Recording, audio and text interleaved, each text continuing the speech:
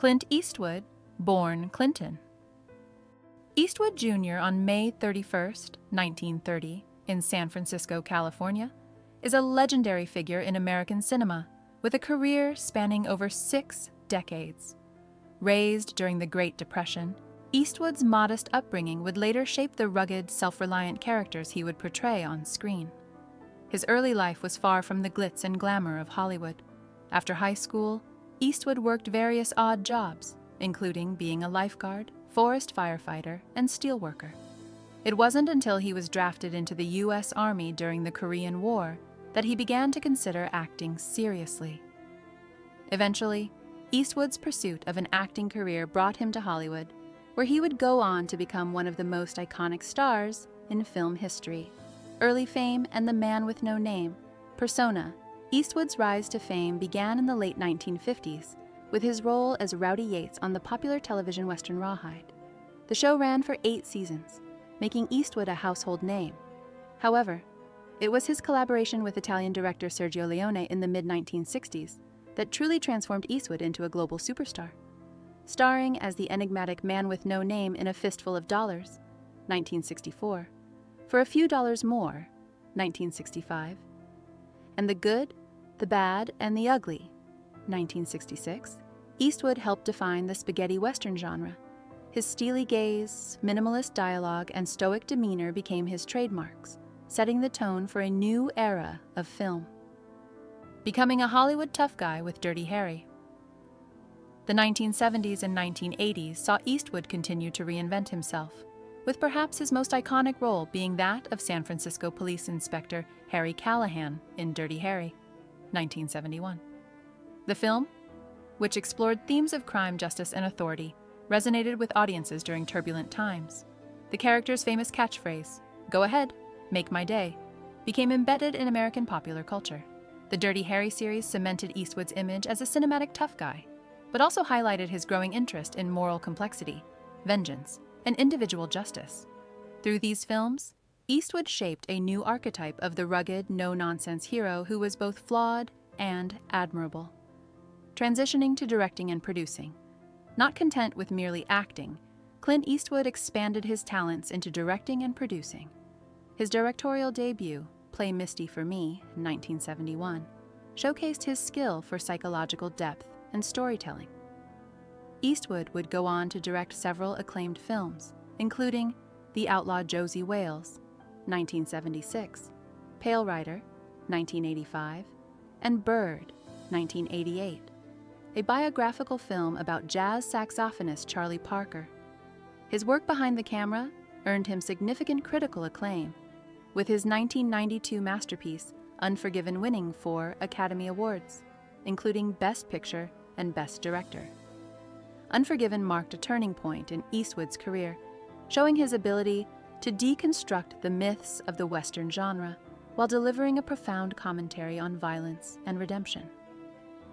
Mastering socially relevant films. In the decades that followed, Clint Eastwood continued to prove his filmmaking prowess, tackling socially relevant and deeply resonant themes in films such as Mystic River, 2003, and $1 Million Baby, 2004.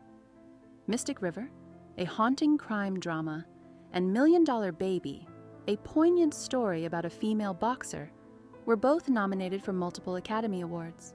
$1 Million Baby went on to win Best Picture, with Eastwood earning his second Oscar for Best Director. These films demonstrated Eastwood's ability to delve into complex human emotions and societal issues, securing his place as one of Hollywood's greatest directors. A multifaceted legacy, businessman, composer, and politician. Beyond his filmmaking career, Clint Eastwood has had a significant impact on American culture in other areas, including music, business, and politics. He has composed scores for many of his films, showcasing his sensitivity to the emotional power of music. As a businessman, Eastwood invested in real estate, most notably owning the Mission Ranch in Carmel by the Sea, where he served as mayor from 1986 to 1988. His tenure as mayor reflected his independent political views and commitment to local governance.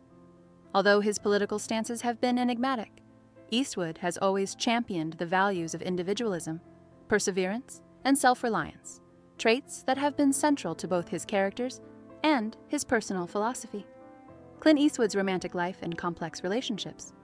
Clint Eastwood has often been regarded as a Hollywood Casanova with a complex and colorful romantic history. Over the decades, he has been linked to many women, both in brief affairs and long-term relationships. These relationships have spanned a variety of partnerships, including marriages, affairs, and friendships. Eastwood's first major commitment was to Maggie Johnson, whom he married on December 19, 1953. Despite Eastwood's growing stardom and numerous extramarital affairs, the couple had 2 children together, Kyle and Allison, and their marriage lasted over 3 decades. They separated in 1984 with a reported divorce settlement of between $25 and $30 million, illustrating both Eastwood's financial success and the complexity of their relationship. High-profile relationships and children. Between 1959 and 1973, Eastwood was romantically involved with Roxanne Tunis, a stuntwoman and model. Their relationship resulted in a daughter, Kimber, born in 1964. Eastwood's relationship with Tunis was private, but their daughter has become an important part of his family narrative. In 1975, Eastwood began living with actress Sandra Locke, with whom he had a highly publicized, yet complicated, 14-year relationship. Their partnership, both personal and professional, included collaborations on several films, but ultimately ended in a highly publicized breakup in 1989.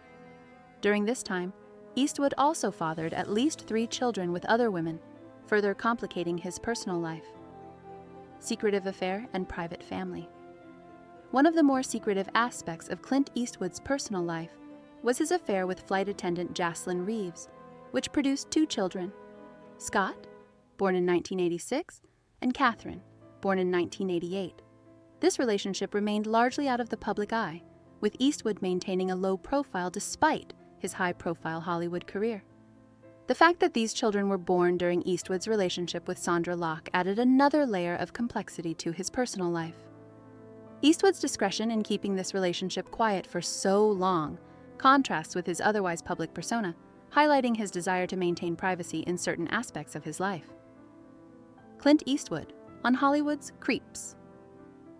Throughout his career, Clint Eastwood has not been shy about expressing his candid views on the classic era of Hollywood. In a blunt and revealing reflection, Eastwood has named several iconic figures of old Hollywood as some of the biggest creeps he encountered during his time in the industry. Among the names he mentioned are legendary figures such as Walter Brennan, Kirk Douglas, Clark Gable, Richard Burton, and John Ford. These men, while giants in the film industry, also exhibited troubling behavior that, according to Eastwood, tarnished their legacies. Eastwood's honest critique sheds light on the darker side of old Hollywood and highlights the often toxic masculinity that was prevalent in the industry at the time. Richard Burton and the tumultuous life. Richard Burton, known for his Shakespearean talent and tumultuous relationship with Elizabeth Taylor, also made Eastwood's list.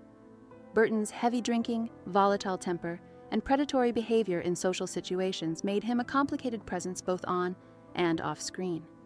Eastwood, who valued professionalism and respect, found Burton's excesses and manipulative tendencies deeply troubling. This candid assessment exposes the toxic masculinity and destructive behaviors that were often excused in that era, revealing the complex and sometimes toxic nature of Burton's Hollywood legacy. John Ford, the tyrannical director. John Ford, the legendary director of westerns like The Searchers and Stagecoach, was also criticized by Eastwood. Known for his authoritarian style on set, Ford's behavior toward actors and crew was often harsh and demeaning. While Ford's influence on the Western genre is undeniable, Eastwood, having developed his own directorial approach, viewed Ford's methods as abusive and damaging. Ford's misogyny and tyrannical treatment of those around him revealed a darker side to a director who, despite his immense contributions to cinema, was often difficult and oppressive to work with. Clint Eastwood's honest reflection on Hollywood. In naming these giants of old Hollywood as his biggest creeps, Clint Eastwood provides an unflinching look at the less glamorous side of the industry.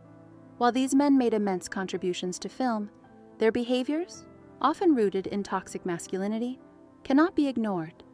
Eastwood's candid reflections serve as a critique of Hollywood's past, shedding light on the darker aspects of the entertainment world. His bluntness highlights how the industry has evolved and how important it is to recognize and reject harmful behavior, both on and off the screen.